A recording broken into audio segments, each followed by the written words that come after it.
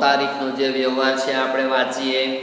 મુંબઈ કૌંસમાં પૂછ મહારાષ્ટ્ર, તો કૌંસમાં પૂછેનો અર્થ કેવો થયો? ગુજરાત બહારનો વ્યવહાર થયો. ગુજરાત બહાર એટલે કયો ટેક્સ આવશે? સંકલિત 12% આવશે. તો મુંબઈ મહારાષ્ટ્રના મનોજ પાસેથી 12,000નો માલ શું કર્યો? ખરીદી કર્યો. તો અહીં 9 તારીખમાં તમે શું કરશો? ખરીદ ખાતે ઉધાર. ખરીદ ખાતે ઉધાર અને ઉધાર વ્યવહાર છે. ખરીદી કરી છે એટલે ખરીદ ખાતે શું બતાવશો? ઉધાર. અને ઉધાર વ્યવહાર છે. કેવો વ્યવહાર છે? ઉધાર વ્યવહાર છે. તો ઉધાર વ્યવહારમાં શું હશે? વ્યક્તિનું નામ આવશે મનોજભાઈ ખાતે. તો રકમ ખરીદી કેટલાની હતી? 12,000ની હતી. હવે એના ઉપર કેટલા ટકા લાગશે? 12%. કેટલા લાગશે? 12%. ખરીદી કરી છે એટલે શું હશે? આવક પૂરતી સંકલિત વસે ખાતે ઉધાર. તો 12%. તો 12,000 ના 12% કરો 1440 થાય. 12 144 1,440 થાય. આપણે એનો શું કરવાનું? કેલ્ક્યુલેટરની અંદર ગણતરી લેવાની. અહીંયા ટોટલ નાખો 13,440. આ રીતે. પછીનો જે વ્યવહાર છે 9 તારીખ પછી આપણે જો 10 તારીખ આણંદના અમૂલભાઈને 2,000નો માલ પરત કર્યો. આણંદના અમૂલભાઈને 2,000નો માલ શું કર્યો? પરત કર્યો. તો જો અહીંયા અમૂલભાઈ પાસે આપણે શું કરી હતી? ખરીદી કરી હતી. શું કરેલી હતી? ખરીદી. હવે ખરીદી કરી હતી એ માલ પરત આવે છે તો શું ગણાશે? ખરીદ પરત ગણાશે. શું ગણાશે? ખરીદ પરત ગણાશે. તો હવે કોની પાસેથી? તો કે અમૂલભાઈ પાસેથી. તો આપણે જે વ્યવહાર આપણને આપ્યો 10 તારીખ, તો 10 તારીખમાં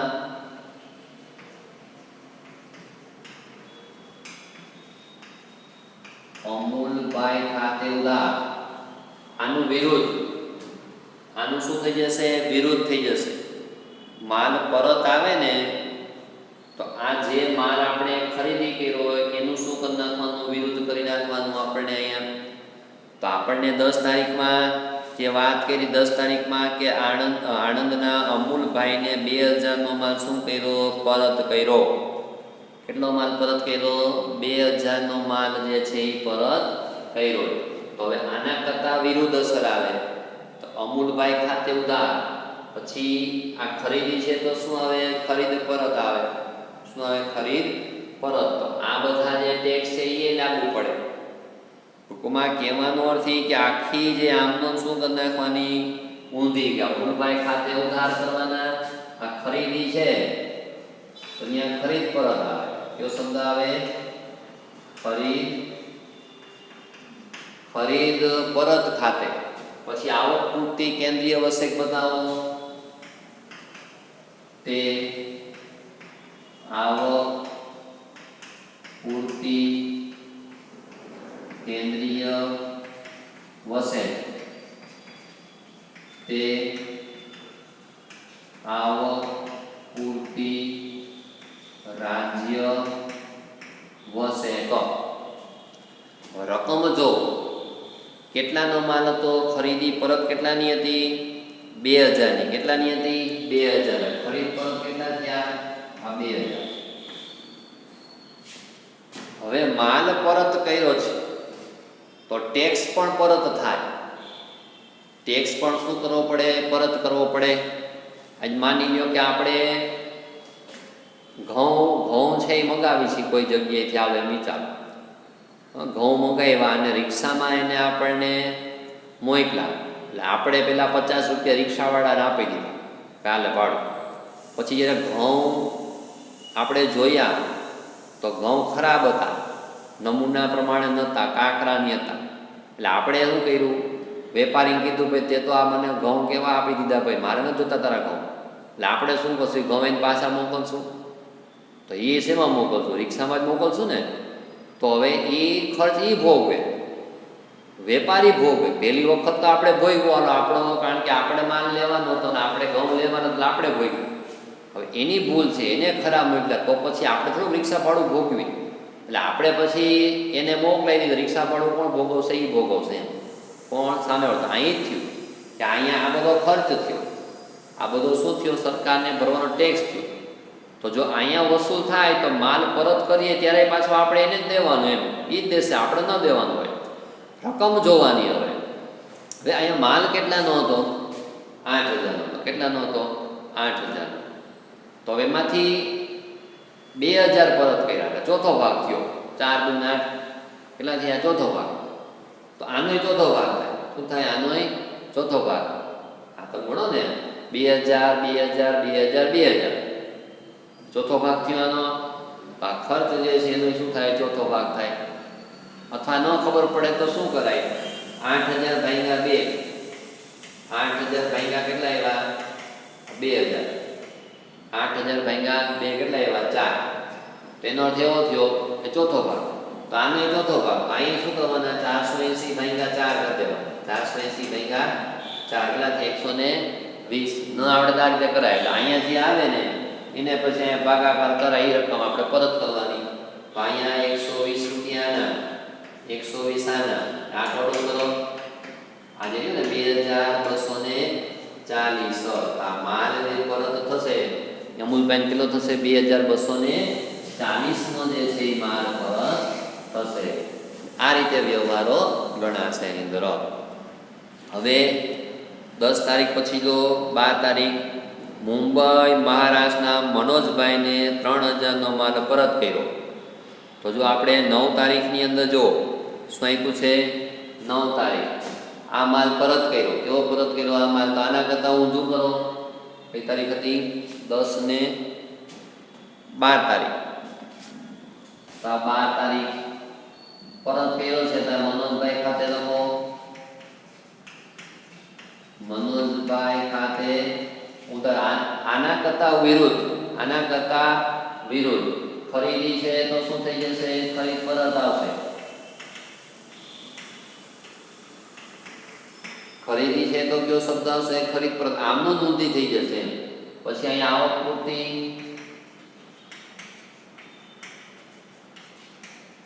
આવક પૂર્તિ સંકલિત હશે.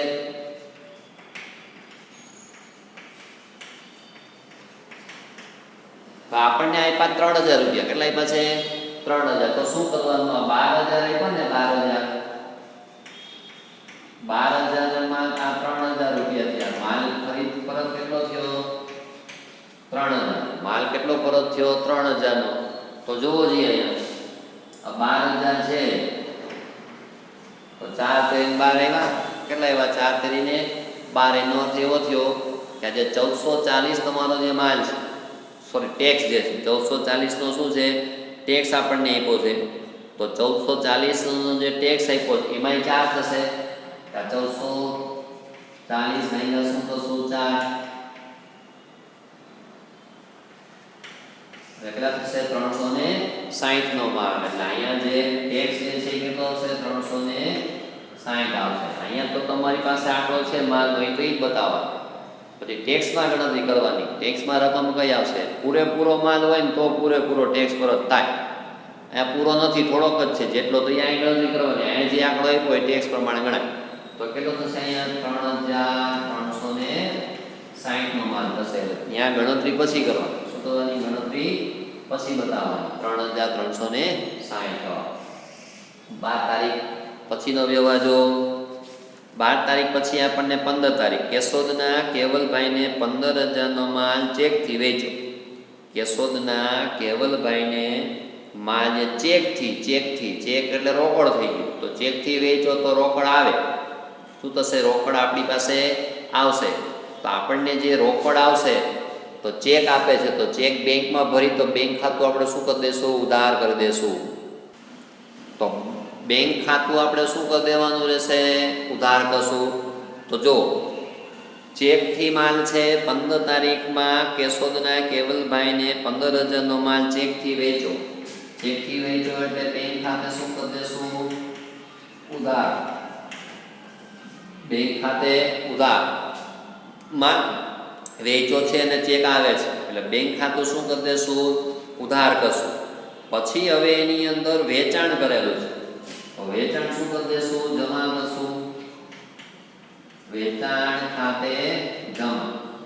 હવે આ બધા જે વ્યવહારો છે એમાં માલની ખરીદી કરી હતી એટલે શું એવું તો આવક આવક આવક આવક આવક અહીંયા. હવે શું આવે છે? માલનું વેચાણ કરો છો. માલનું વેચાણ કરો છો તો માલનું વેચાણ કરો છો તો શું આવશે? જાવક પૂર્તિ આવશે. શું આવશે? જાવક. માલ આવે તો આવક પૂર્તિ, માલ જાય તો જાવક પૂર્તિ કરવાની. ટેક્સ તો એ જ લાગુ પડશે જે આપણે હોય જોવાનું. માની લો કે આપણને અહીંયા 15 તારીખમાં કેસો જ ના કીધું તો કાઉન્સમાં કંઈ આપ્યું નથી. એનો અર્થ એવો છે કે ગુજરાતમાં ને ગુજરાતમાં જ આપણે શું કરેલું છે? માલનું વેચાણ કરેલું છે. એટલે આપણે 2 ટેક્સ લાગશે. એક જાવક પૂર્તિ એટલે તે અહીંયા જાવક પૂર્તિ કેન્દ્રીય હશે. શું હશે? કેન્દ્રીય હશે. અને એ રીતે અહીંયા જાવક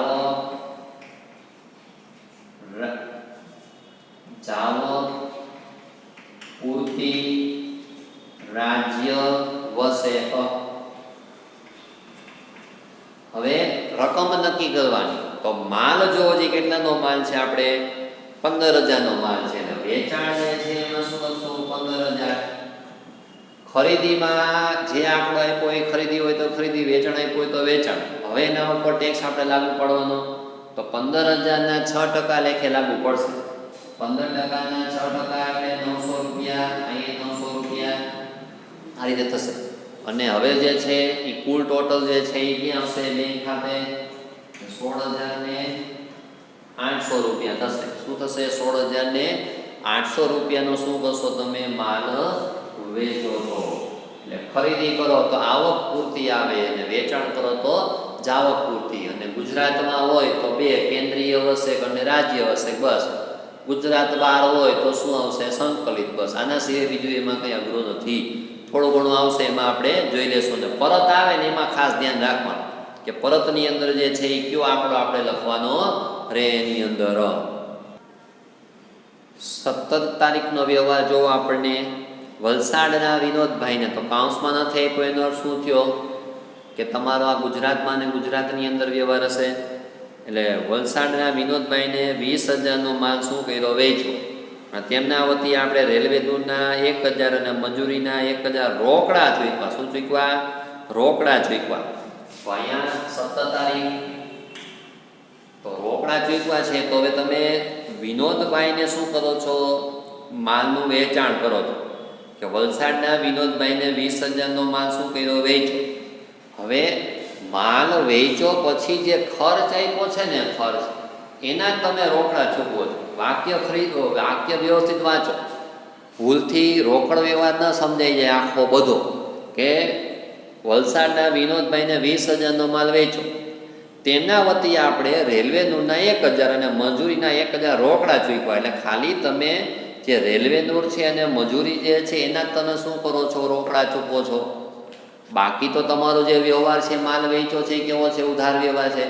તો આપણે અહીંયા જે 17 તારીખની જે નોંધ કરશું એ 17 તારીખની અંદર વેચાણ કરીએ છીએ એટલે વ્યક્તિનું નામ આવે ઉધાર હોય એટલે તો વિનોદભાઈ ખાતે ઉધાર અને વેચાણ કરી છે તો વેચાણ ખાતે જમા. તો વેચાણમાં વેચાણનો આંકડો તો જોવો જે આપણે 17 તારીખમાં એમાં આપણે કેટલાનો માલ છે વિનોદભાઈને જે છે એ વેચ્યો છે? તો કે 20,000 નો માલ વેચ્યો છે. તો અહીંયા 20,000 બતાવી દો. હવે જે છે ટેક્સ લાગુ પડશે. શું લાગુ પડશે? ટેક્સ જે છે લાગુ પડશે. તો હજી ખર્ચ આપણે છે 2 વસ્તુ આપણને આપી, રેલવેના 1,000 અને મજૂરીના 1,000 રોકડા ચૂકવા. તો એ આપણો ખર્ચ થયો. રોકડ જાય તે જમા. તો રોકડ ખાતે કેટલા થશે? 2,000. ખર્ચ અત્યારે આપણે ચૂકવા છે, આપણો ખર્ચ નથી તો આપણે જે તે પાર્ટી પાસેથી લઈ લેશું. એટલે ખર્ચ અત્યારે એટલે કે રોકડા તમે અત્યારે તમારા ધંધામાંથી ગયા છે એટલે રોકડ ખાતું તમે શું કરી દેશો? જમા કરી દેશો. હવે આ જે ટેક્સ લાગુ પડશે એ ટેક્સ ગુજરાતમાં ને ગુજરાતમાં છે તો તો શું થશે? માલનું વેચાણ કરો છો એટલે જાવક, પૂર્તિ, કેન્દ્રીય વસે અને એ જ રીતે જાવક, પૂર્તિ, રાજ્ય વસે તો 22,000 જે છે 22,000 ના 6% કરશો એટલે 1320. અહીંયા 1320 કારણ કે બંનેમાં કેટલા ટકા છે? 6% લેખે આપણે ગણતરી કરવાની. તો એનો શું કરી નાખવાનો? ટોટલ કરી નાખવાનો. તો હવે અહીંયા વિનોદભાઈ ખાતે શું થશે? આ બધાનો ટોટલ કરો એ ક્યાં આવશે? વિનોદભાઈ ખાતે આપણે આવશે. 17 તારીખ પછી જો વ્યવહાર 20 તારીખ દિલ્હીના દિનેશભાઈને 12,000નો માલ ચેકથી વેચ્યો. દિલ્હીના, હવે જો અહીંયા દિલ્હી આવ્યું છે, ખરેખર તો કાઉન્સમાં આપણને આપે પણ એવું કંઈ આપણને ઉલ્લેખ નથી કર્યો. તો દિલ્હી જે છે એ આપણને યાદ રહી જાય એવું જ છે. દિલ્હી શું થઈ જાય? યાદ રહી જાય એવું છે. ગુજરાત બહારનું રાજ્ય છે. ઓલા બધા શું હોય? ગુજરાત રાજ્ય આપ્યું હોય, રાજ્યના સિટી જે છે એ સિટી આપ્યા હોય. આપણે ગુજરાત શું કહેવાય? રાજ્ય કહેવાય. તો એમાં અમદાવાદ એમ તમને કીધું, અમદાવાદ અને કાઉન્સમાં ગુજરાત એમ. તો એ જે બધા તમને કાઉન્સમાં આપ્યા છે ને રાજ્યના નામ છે. કેવા છે? રાજ્યના નામમાં એક સિટી છે એ તમને આપ્યું હોય. તો દિલ્હી તો હવે આપણે બધા ઓળખે જ. મેં તમને હમણાં કેમ કીધું કે ભાઈ જો કાઉન્સમાં આપ્યું હોય તો ગુજરાત બહારનું હશે. ગુજરાત બહારનું તો એ કાઉન્સમાં ક્યારે આપે? ગુજરાતની અંદર કોઈ સિટીમાં તમે જે છે એમાં તમે કોઈ વ્યવહાર કરતા હોય એટલે અહીંયા ખરેખર તો એને આપવું જોઈએ એમ કે દિલ્હી જે છે તો ગુજરાત બહારનું છે. પણ આપણે દિલ્હી છે જાણીતું જ છે, બરાબર? દિલ્હી દૂર નથી, ભલે દિલ્હી દૂર નથી પણ દિલ્હી દૂર જ છે. પણ દિલ્હી છે શું કહેવાય? ગુજરાત બહારનું રાજ્ય છે. એટલે કયો આવશે? સંકલિત આવશે. તો આપણે એમાં જોવો જઈએ 20 તારીખ દિલ્હીના દિનેશભાઈને 12,000નો માલ ચેકથી વેચ્યો. શું કર્યો? ચેકથી વેચો. વેચો એટલે ચેક આવે. ચેક આવે છે ક્યાં જમા કરાવશું? બેંક ખાતે જે છે એ શું કરી દેશું? ઉધાર. અને માલ વેચી છે એટલે શું આવશે? વેચાણ ખાતે. તો વેચાણમાં જે વેચાણનો આંકડો હોય જ લખવાનો. તો જુઓ જી માલ કેટલાનો વેચી છે? 12,000નો માલ વેચી છે. તો 12,000 બતાવશું. ગુજરાત બહાર છે એટલે શું છે? સંકલિત જાવક, પૂર્તિ, સંકલિત વસે ખાતે. તો ગુજરાત બહાર છે એટલે કેટલા આવશે? 12%. 12 1,440. આ બેનો ટોટલ કરી નાખો 13,440 થશે. આ રીતે થશે. 17 તારીખ 20 તારીખ પછી આપણને આપેલું છે 22 તારીખ ભોપાલ મધ્યપ્રદેશ. ભોપાલ મધ્યપ્રદેશ. તો મધ્યપ્રદેશ રાજ્ય છે.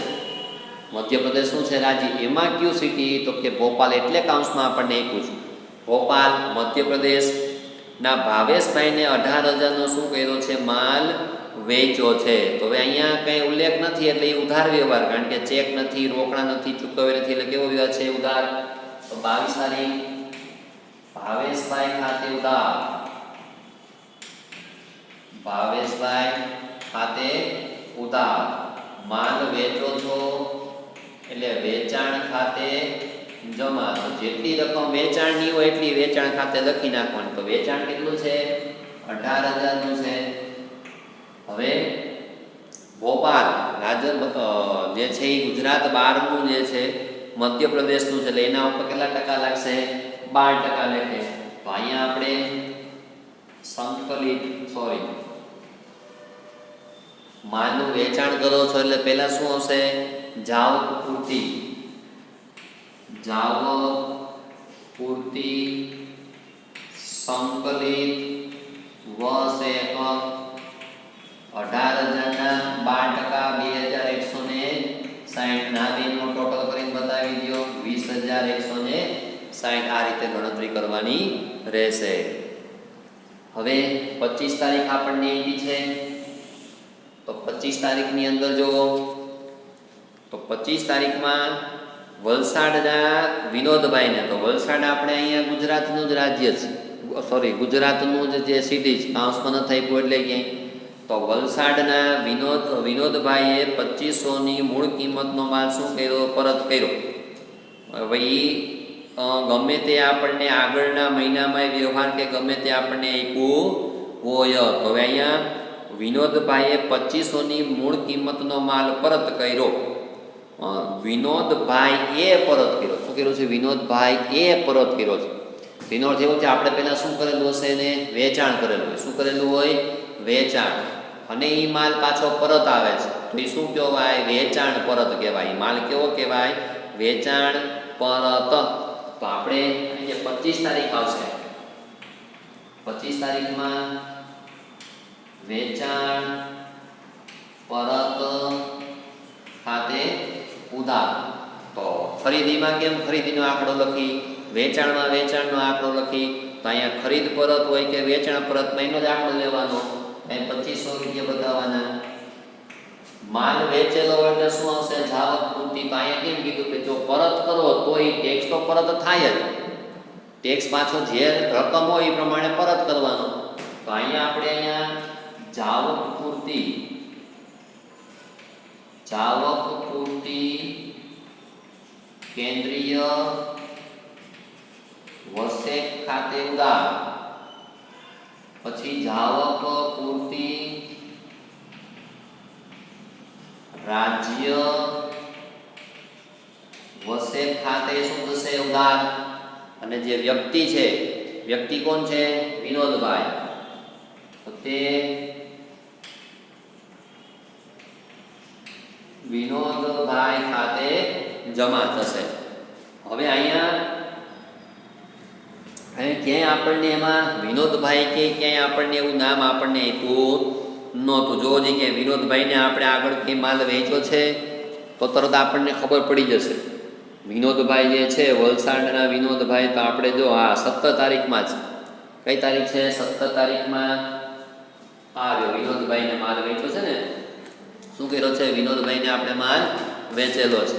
તો આના કરતા વિરુદ્ધ અસર શું હશે? આના કરતા વિરુદ્ધ. એટલે વિનોદભાઈ ઉધાર હતા, જમા કર્યા, વેચાણ જમા હતું તો વેચાણ પરત આવે. આ બે ખર્ચ જે છે એ શું થશે? ઉધાર થશે. આ ન ગણાય. એટલે ગણાય નહીં. એટલે ટૂંકમાં એ કાંઈ આપણે આ પરત લખાય નહીં પાછા. એમ કે મજૂરીના લો ઉધાર, પછી માની લો કે ઓલા શું કે રેલવેનું ના છે એ બતાવવાના હોય. તો તમારે જે બિલ આવતું એ બિલની અંદર પછી એમાં સમજી લેવાનું હોય. આમાં હવે રકમ જે પરત કરવાની છે એ રકમ પરત કરતી વખતે જોવો જોઈએ આપણે અહીંયા જે આપણને માલ હતો કેન્દ્રીય વસેક 1320 અને શું છે 1320 આપણને જે આપ્યો છે અને માલની કિંમત કેટલી છે 2500. એટલે અહીંયા જે ગણતરી કરવાની થશે એ આ પૂરેપૂરી જે રકમ આપણને આપી છે એના ઉપર, એટલે કે ગણતરી કઈ રીતે કરવાની આપણે જોઈ લઈએ. હવે એમાં અહીંયા જે આપણે પરત કરવાના થશે, શું કરવાનું થશે? કારણ કે આમાં જો આપણે કેમ અહીંયા પરત કર્યા હતા એ જ રીતે અહીંયા પણ આપણે શું કરવાના થશે? પરત જે ખર્ચ જે છે ટેક્સ એ પણ શું કરવો પડે? પરત કરવો પડે. એટલે ગણતરી કરો એટલે 150 150. એટલે હવે આનો શું કરી નાખવાનો? ટોટલ કરી નાખવાનો. ટોટલ થશે તમારો 2800 રૂપિયા જે છે એ શું થશે? આનો ટોટલ થશે. એટલે આ રીતે જે છે એ શું કરવાની રહેશે? ગણતરી કરવાની રહેશે. હવે છેલ્લો જે વ્યવહાર આપણને આપ્યો છે એ છેલ્લા વ્યવહારમાં પણ માલ પરત જ આપણને આપ્યો છે કે ભોપાલ મધ્યપ્રદેશના ભાવેશભાઈએ 3000નો માલ શું કર્યો? પરત કર્યો. 31ની અંદર એ રીતે માલ પરત છે. તો ભોપાલ મધ્યપ્રદેશના ભાવેશભાઈએ 3000નો માલ શું કર્યો? પરત કર્યો. તો 31 તારીખ અહીંયા શું હશે? વેચાણ માલ પરત ખાતે ઉધાર. માલ વેચેલો છે એટલે ટેક્સ પણ આવશે પાછો પરત. તો જાવક પૂર્તિ સંકલિત વસેક ખાતે ઉધાર. અને કોણ છે એમાં? ભાવેશભાઈ છે. તો ભાવેશભાઈ ખાતે જમા. હવે રકમ આપણે જોવાની. તો રકમમાં માલ પરતમાં તો આપણને જે આપણને એવી જ રકમ બતાવી દેશું 3000. તો એ 3000 ક્યાં બતાવશું? માલ પરત. હવે જોવાનું, જો ભાવેશભાઈને આપણે કેટલો માલ વેચ્યો હતો? 18000નો માલ વેચ્યો હતો. કેટલો? 18,000. તો 18,000 ભાગ્યા તમે 3 કરો એટલે 6 ગણા થયા. કેટલા થયા? 6. ટૂંકમાં છઠ્ઠો ભાગ. કેટલો? છઠ્ઠો ભાગ. તો અહીંયા આજે 2160 આપણને આપ્યા છે. એ 2160 ને આપણે શું કરવાના? છઠ્ઠો ભાગ એટલે કેટલા થશે? 360 થશે. આ બેનો ટોટલ કરી દો 3,360. શું થશે? 3,360. આ રીતે જે છે વ્યવહાર થશે. એટલે આવક ખરીદી હોય તો આવક બતાવવાનું, વેચાણ હોય તો આવક બતાવવાનું. ગુજરાતમાં હોય તો કેન્દ્રીય અને રાજ્ય, ગુજરાત બહાર હોય તો સંકલિત. અને પરત કરો છો ત્યારે કેટલો ભાગ પરત થાય છે એ ખાસ ધ્યાન રાખવાનું એની અંદર.